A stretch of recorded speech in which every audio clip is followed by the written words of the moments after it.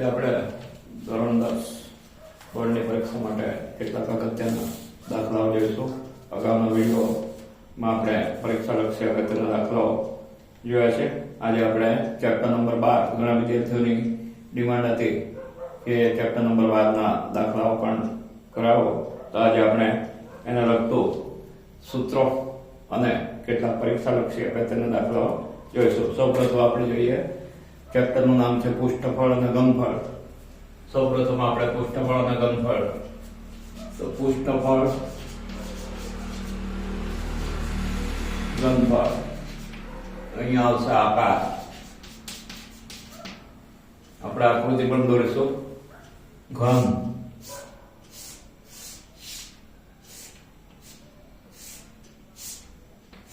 અને આપણે ઘન કહીએ. ઘનની અંદર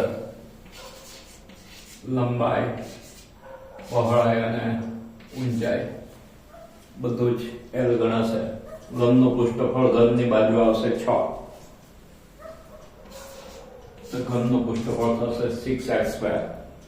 અને ઘનનું ઘનફળ એટલે લંબાઈ ગુણ્યા પહોળાઈ ગુણ્યા ઊંચાઈ, લંબાઈ ગુણ્યા લંબાઈ ગુણ્યા લંબાઈ, એટલે આવશે લંબાઈનો ઘન.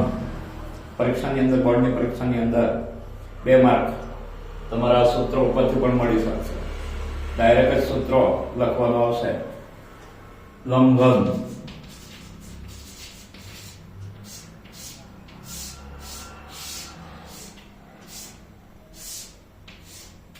અને કહેવાય લંબઘન.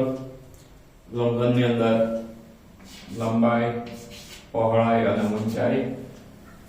લંબઘનનું પૃષ્ઠફળ, ઉપરની જે સપાટી છે એ 2 આવશે, એક ઉપર અને નીચે.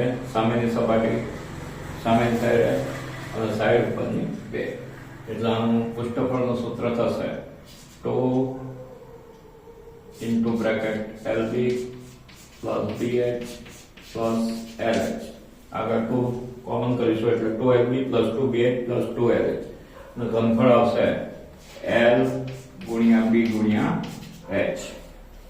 તો આ થશે લંબઘનનું પૃષ્ઠફળ અને લંબઘનનું ઘનફળ. ત્યાર પછી આવશે નળાકાર.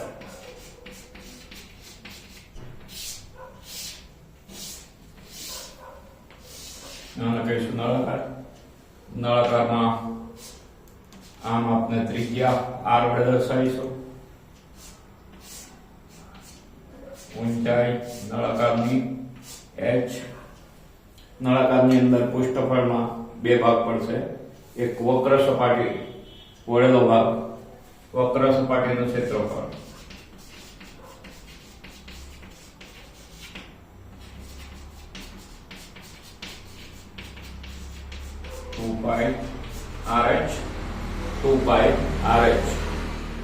અને કુલ સપાટી, કુલ સપાટીની અંદર નીચેનું તળિયું આવશે, ઉપર ઢાંકણ, એટલે કુલ સપાટીનું ક્ષેત્રફળ.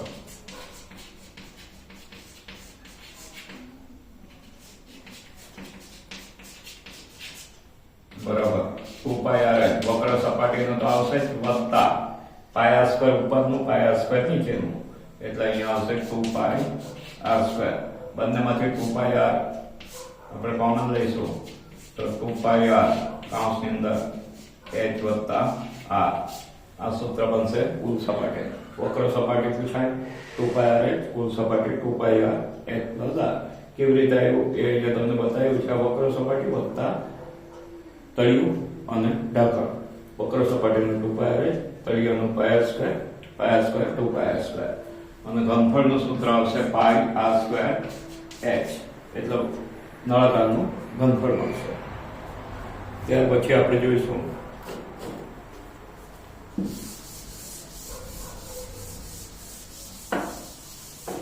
શંકુ.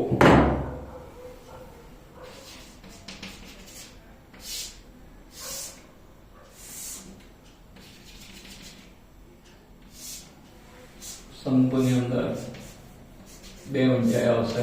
એક આ સીધી ઊંચાઈ, લંબ ઊંચાઈ, અને બીજી આ જે ઊંચાઈ છે એને આપણે વક્ર ઊંચાઈ L, ત્રિજ્યા R. શંકુની અંદર પણ 2 સપાટી આવશે. એક વક્ર સપાટી, વક્ર સપાટીનું ક્ષેત્રફળ બરાબર પાઈ આર એલ અને કુલ સપાટી નું ક્ષેત્રફળ પાઈ આર એલ વત્તા પાઈ R square. Pi R L એટલે વક્ર સપાટી અને આની અંદર ફક્ત તળિયું આવશે, ઉપર કંઈ આવશે નહીં. એટલે pi R L plus pi R square. Pi R common કરીશું એટલે એલ વત્તા આર આવશે. અહીં 2 પાઈ આર h વત્તા આર આવે છે, એટલે પાઈ આર એલ વત્તા આર આવશે. અને ઘનફળ આવશે 1/3 પાઈ આર સ્ક્વેર h. નળાકારનું જે ઘનફળ છે એની આગળ 1/3 લગાવવાથી શંકુનું ઘનફળ મળે છે. હવે આપણે ગોળો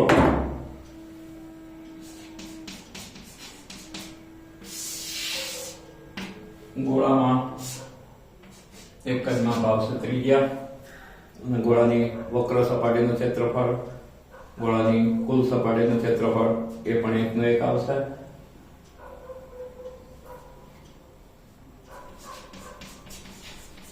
ગોળાની કુલ સપાટી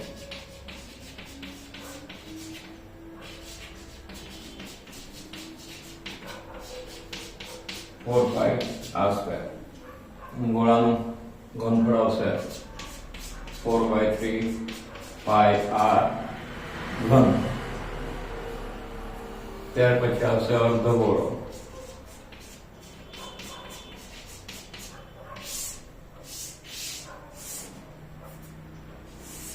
અર્ધગોળો એટલે આ ટાઈપનો આકાર આવશે. ત્રિજ્યા r એક જ માપ આવશે. અર્ધગોળામાં બે ભાગ પડશે, એક વક્ર સપાટી આવશે અને કુલ નીચે જે તળિયું આવશે એ. એટલે અર્ધગોળાની વક્ર સપાટીનું ક્ષેત્રફળ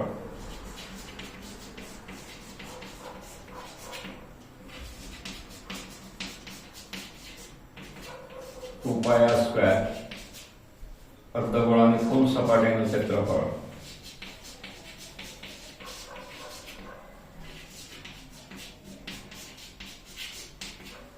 પાઈ આર સ્ક્વેર વત્તા પાઈ આર સ્ક્વેર એટલે થશે 3 પાઈ આર સ્ક્વેર.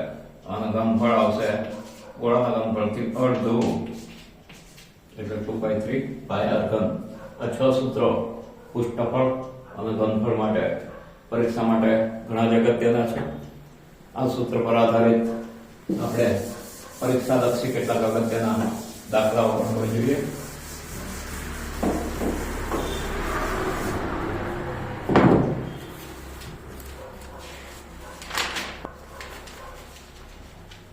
એક દાખલો છે જે બોર્ડની પરીક્ષામાં માર્ચ 2024 ની અંદર પૂછાઈ ગયેલો છે. એની આકૃતિ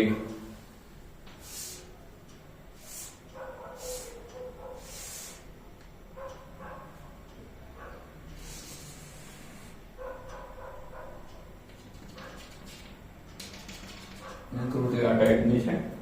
એક જ્યુસ વેચવા વાળો તેના ગ્રાહકોને આકૃતિમાં દર્શાવ્યા પ્રમાણેના પ્યાલામાં જ્યુસ આપતો હતો.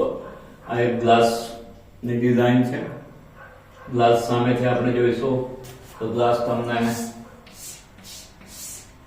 આ ટાઈપનો દેખાશે સામેથી, પરંતુ જ્યુસ વેચવા વાળાએ આ જે ગ્લાસને અંદરથી આવી રીતે ઉપસાવી લીધેલો છે. એટલે આપણે ગ્લાસમાં જ્યુસ જ્યારે રેડવામાં આવશે ત્યારે ગ્લાસમાં આટલો જ ભાગમાં જ્યુસ તમને મળશે. એ ટાઈપનો એક દાખલો છે. નળાકાર પ્યાલાનો અંદરનો વ્યાસ 5 સેન્ટીમીટર છે. વ્યાસ એટલે આમાં 5 સેન્ટીમીટર છે. પ્યાલાના અર્ધગોળક ભાગ ઉપસી આવેલો હતો, જેથી પ્યાલાની ક્ષમતા ઓછી થતી હતી. પ્યાલો ખરેખર દેખાવમાં આપણને મોટો લાગે છે. આ ટાઈપનો પ્યાલો બહારથી લાગે છે, પરંતુ અંદરથી ઉપસેલો છે એટલે આપણી ક્ષમતા જે છે ગ્લાસની જે રહેવાની ક્ષમતા છે એ ઓછી થતી હતી. જો પ્યાલાની ઊંચાઈ 10 સેન્ટીમીટર હોય તો આભાસી ક્ષમતા શોધો. આભાસી ક્ષમતા પ્યાલાની ઊંચાઈ આપણને 10 આપેલી છે, 10 સેન્ટીમીટર. વ્યાસ આપેલો છે 5 સેન્ટીમીટર. આભાસી ક્ષમતા, અહીં બે પ્રકારની ક્ષમતા આવે છે, એક આભાસી ક્ષમતા અને વાસ્તવિક ક્ષમતા. દાખલાની અંદર ફક્ત તમને આભાસી ક્ષમતા પૂછી છે. આભાસી ક્ષમતા એટલે આપણને આભાસ કેવો થાય છે, એટલે આપણને પ્યાલો આખો છે એવો જ લાગે છે. અંદરથી જે ઉછેલો છે એ આપણે જોવાનું નથી, એ વાસ્તવિકતા કહેવાય છે. આભાસી આપણને આભાસ થાય છે કે પ્યાલો આખો છે. તો આભાસી ક્ષમતા શોધવા માટે સૌપ્રથમ આપણે નળાકારનું ઘનફળ શોધવું પડશે. અહીં તમને ઉલ્લેખ કરેલો છે કે પાઈ બરાબર 3.14 નો, એટલે આપણે પાઈ બરાબર 3.14 લઈશું. અહીં આપણે પહેલા નળાકારનું ઘનફળ શોધીશું. સેન્ટીમીટર ની અંદર માપો સેન્ટીમીટરમાં છે, એટલે નળાકાર પ્યાલાનું ઘનફળ અહીંયા જે શબ્દ હોય એનો જ ઉલ્લેખ કરવાનો. પ્યાલાનું ઘનફળ પાઈ r સ્ક્વેર h. આપણને માપ આપવામાં આવેલો છે વ્યાસ, તો વ્યાસ ઉપરથી સૌપ્રથમ આપણે ત્રિજ્યા શોધીશું. તો ત્રિજ્યા બરાબર વ્યાસ ભાગ્યા 2, વ્યાસ 5, 2 એટલે 5 ભાગ્યા 2 સેન્ટીમીટર તમારી ત્રિજ્યા થશે. ઊંચાઈ આપવામાં આવેલી છે 10 centimetre. Pi is equal to 3.14 ગુણ્યા r સ્ક્વેર એટલે 5/2 નો વર્ગ ગુણ્યા 10 ઇઝ ઇક્વલ ટુ આપણે અહીંયા 314 ભાગ્યા 100 કરીશું. ગણતરી સહેલી કરવા માટે 5/2 into 10 100 ને આપણે કટ કરીશું. હવે 157 આપણે 157 ગુણ્યા 5 એટલે આપણો થશે 157 ગુણ્યા 5 એટલે થશે 25 ભાગ્યા 10 ગુણ્યા 2 એટલે થશે 20. આપણે 157 ગુણ્યા 25 કરશું.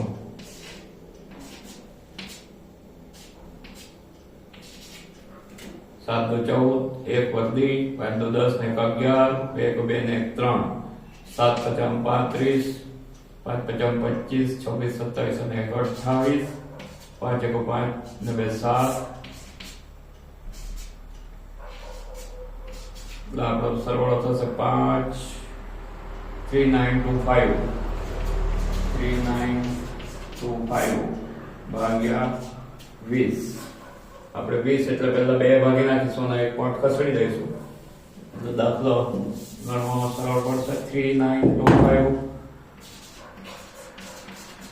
ભાગ્યા 2 9 × 2 18 6 × 2 12 2 × 4 1. હવે આપણે પોઈન્ટ લખી 0 લખીશું. 5 × 2 ને 10 એટલે આપણે અહીંયા જવાબ આવશે 1962.5 ભાગ્યા 10. એક પોઈન્ટ ફરીથી ખસેડશું એટલે આપણો જવાબ આવશે 196.2 સેમી ઘન. આ આપણી આભાસી ક્ષમતા ગણાશે. ગણતરી પહેલા 39 જોઈ લો. 3925 ભાગ્યા 20 છે. 20 છે એટલે આપણે એને 2 ગુણ્યા 10 કરીશું એટલે 10 રહેશે. 2 થી 3925 ને આપણે 2 થી ભાગ્યું છે. 3925 ને 2 થી ભાગ્યું છે એટલે 20 હોવાથી 2 ગુણ્યા 10 થયા એટલે 10 છેદમાં રહેશે. હવે 10 છેદમાં એટલા માટે કીધું કે આપણે પોઈન્ટ ખસેડવાનું થાય.